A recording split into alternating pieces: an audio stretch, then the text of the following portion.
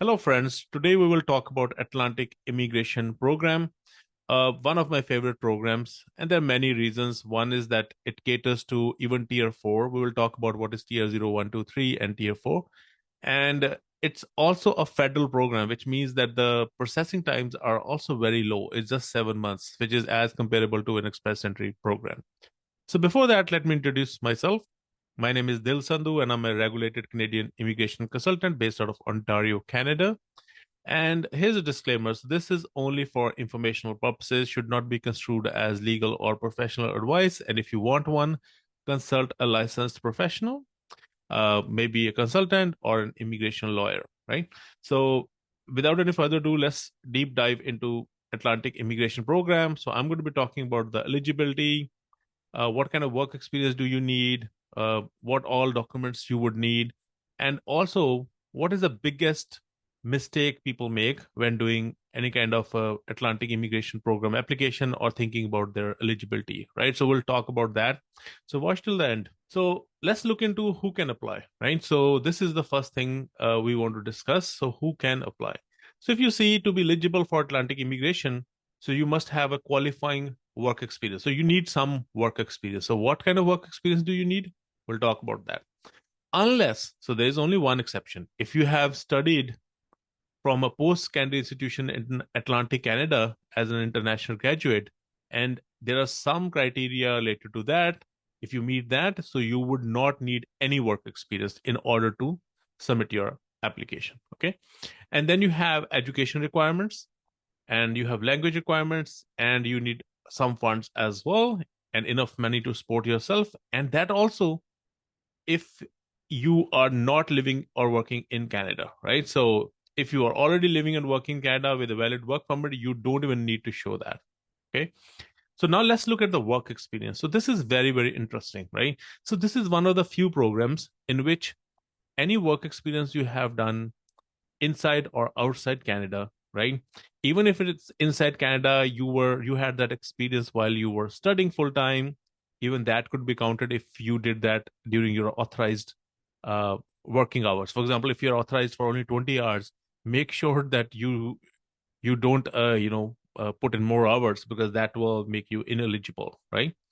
The only experience which is not counted is kind of self-employed experience, so that is not counted. So what they want is 1 year of experience, a full-time experience in the last 5 years, right? And so what is full-time experience? So full-time experience is 30 hours per week for 52 weeks. So anytime you do more than 30 hours per week, so that is not going to be counted.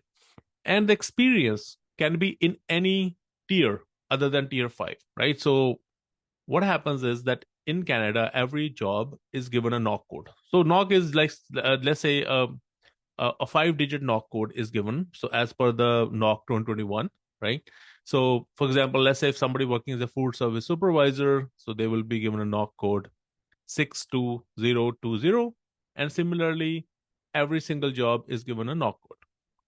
So now, very important is that they have tiers. Tiers, think of tiers as a level, right? So that level is based on the training, experience, education, and responsibility. So they call it tier. You can also think of like TIER, but though it is TEER. So if your experience is in tier 0, 1, 2, 3, or 4, you are eligible. But if it's tier 5, then you are not eligible, right? So that is the most important thing. And now, as we earlier discussed, that work experience is required for everyone, except for a very few narrow set of international graduates. Now, if somebody has studied from one of the provinces, and they had done a degree, diploma, certificate, trade, or apprenticeship certification that took at least 2 years from one of the post secondary recognized institution in one of the 4 Atlantic provinces, and you were a full-time student when you were studying, you lived in the province for at least 16 months during the 2 years before you graduated, and had the visa or permit you needed to work, study, or get training while you were in Canada.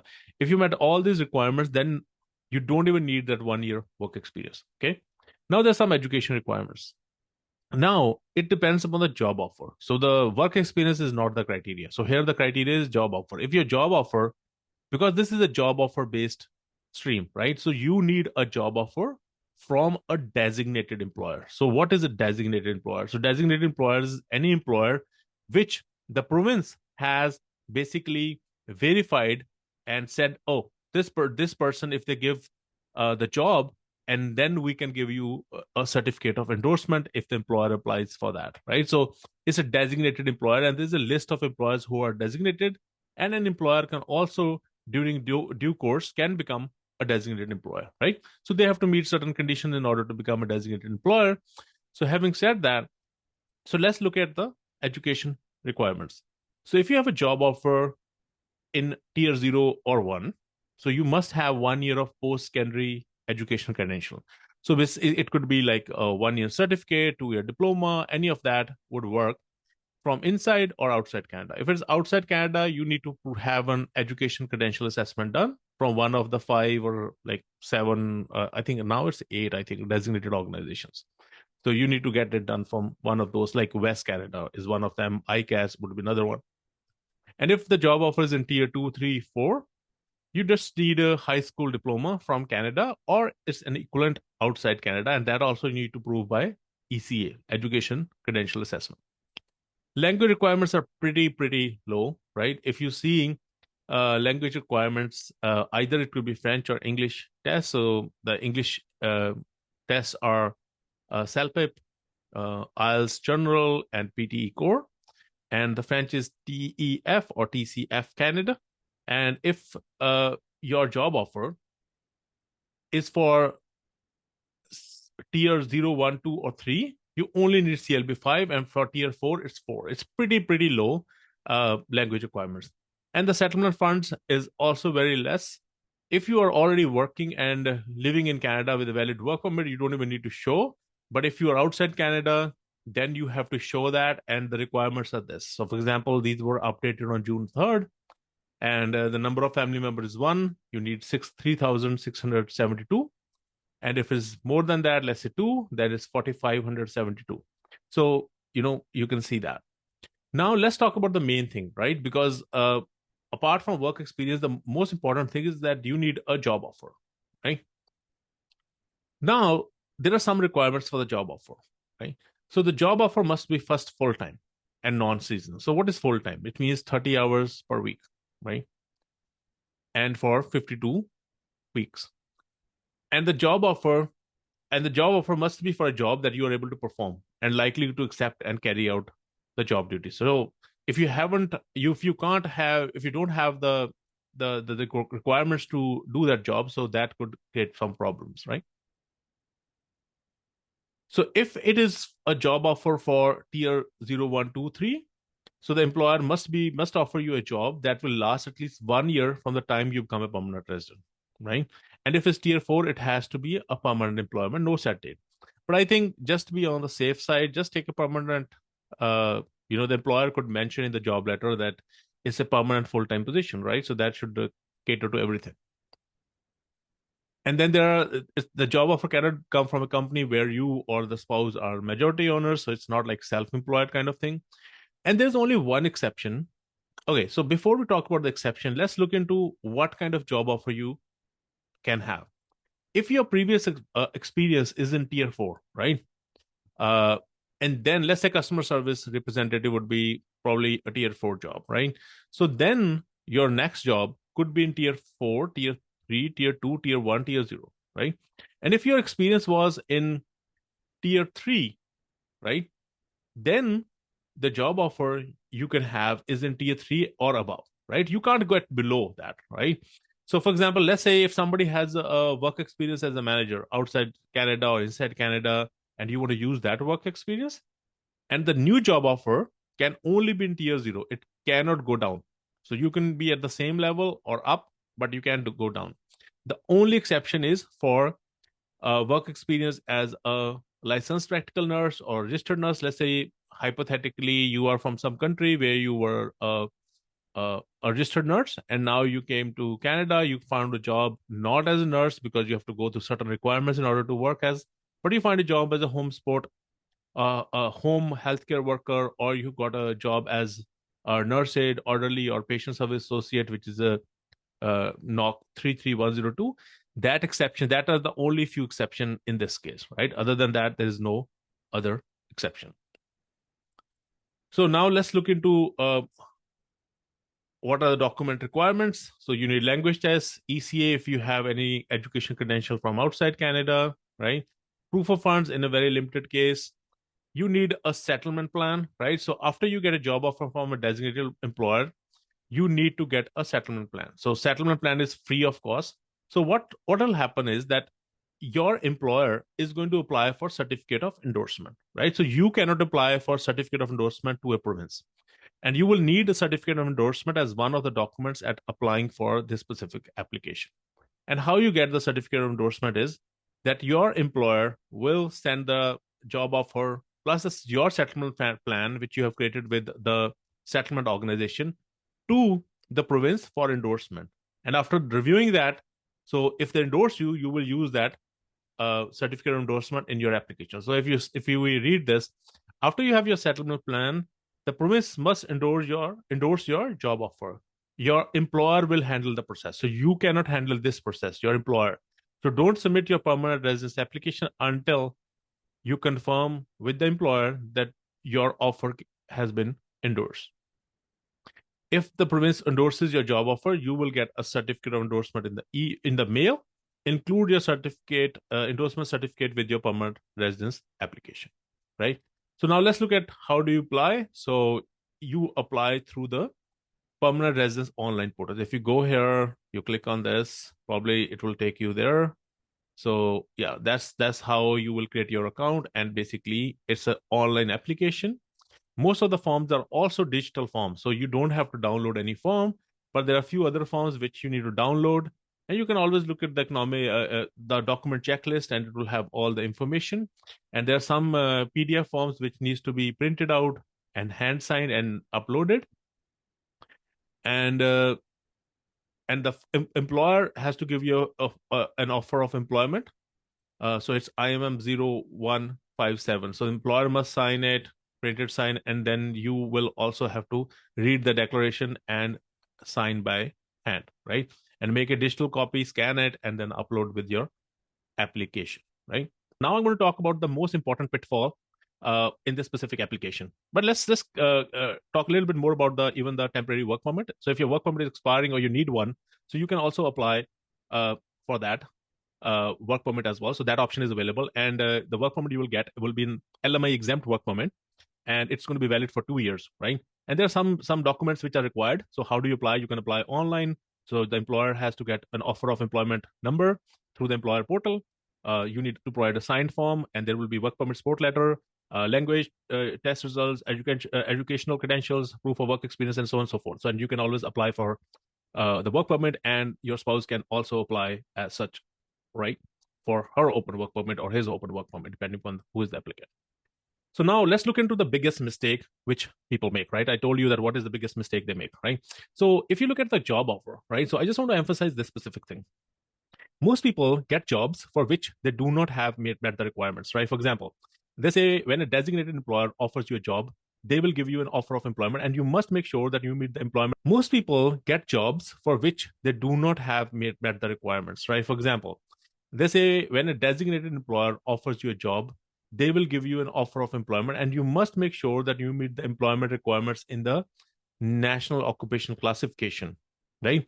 So this is where people get caught. So they get any random job, let's say something like a supervisor, and they have never ever had any previous experience as a supervisor, never handled any person, they were never a team member, they couldn't, had no idea as to what job they are.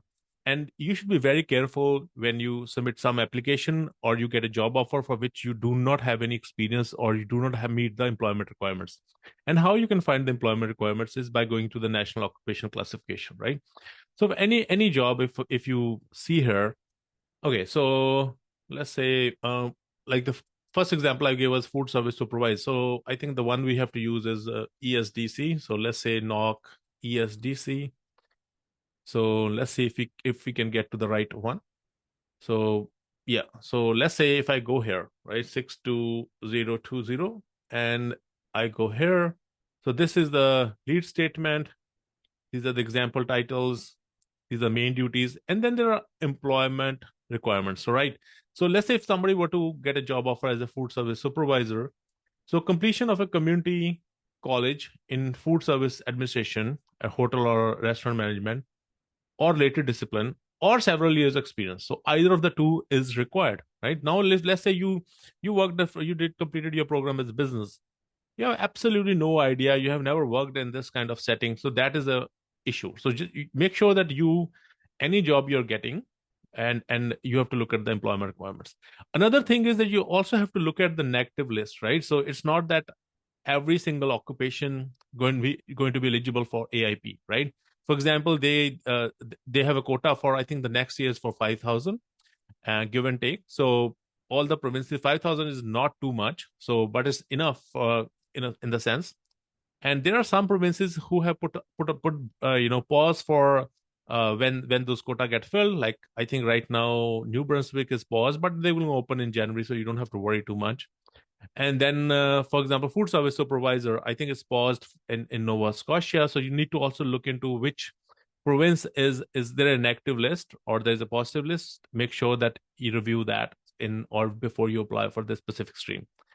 And now another important thing related to this is that job offer, right? So you want to get a job from a designated employer, right? So designated employer is kind of basically already verified, right? So if I say who are the designated employer in Nova Scotia, and then you can go here, and if you Google it, you might find something.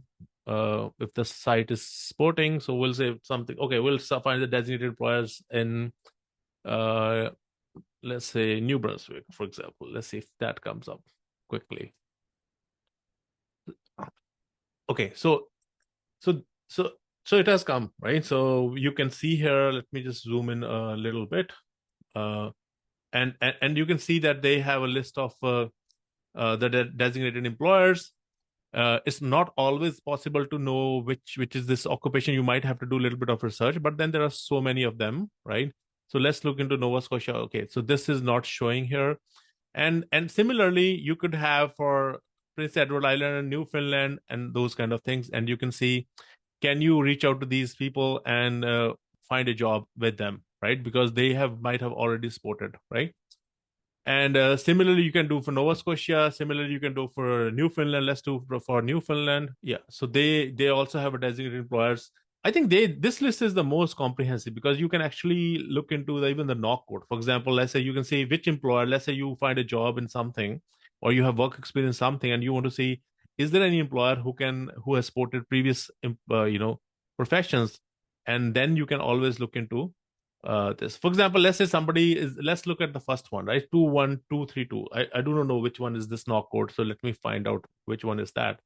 So it's a software developer, right? So this person, it may be an IT company. And let's say if it is 32102, let me see which one is that. So it's a paramedical occupation. And let's see, there are a lot of this 6202. Oh, these are all food service supervisors. So, these are the companies which are kind of going for that. And similarly, 222311. So I think this must be also IT profession as such. Electronic service technician. So and so forth. So yeah, so this is about the Atlantic Immigration Program. So make sure to subscribe to the channel, like the video, share with anyone who might find this useful. And I wish you all the very best. And do subscribe to the channel because I've been creating so many PR pathway videos. And if you go through them, you will get very much educated and knowledgeable about all the PR options. And then you can ask the right questions if you need more help uh, with the strategizing about PR in Canada, because it's becoming very, very tough right now.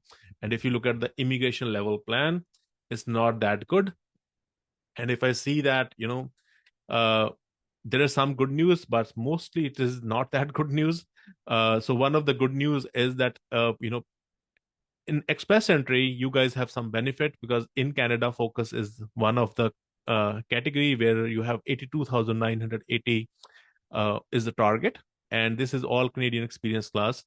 But if you look at the Atlantic immigration, it's 5,000 and just remain the same, right? So it's also one of the federal programs. So make the most of it and try to reach out to the designated employer. Or if your employer doesn't know about uh, AIP, and if they want to be, they can also become designated employers as such. So it's not like the end of world. So for example, let's say you went somewhere in Nova Scotia and the employer doesn't even know about Atlantic immigration program, you can say, you know what, you do these XYZ steps and they can become a designated employer, and then they can help you with the endorsement which you would need to apply for the permanent residency. So thank you so much and wish you all the very best.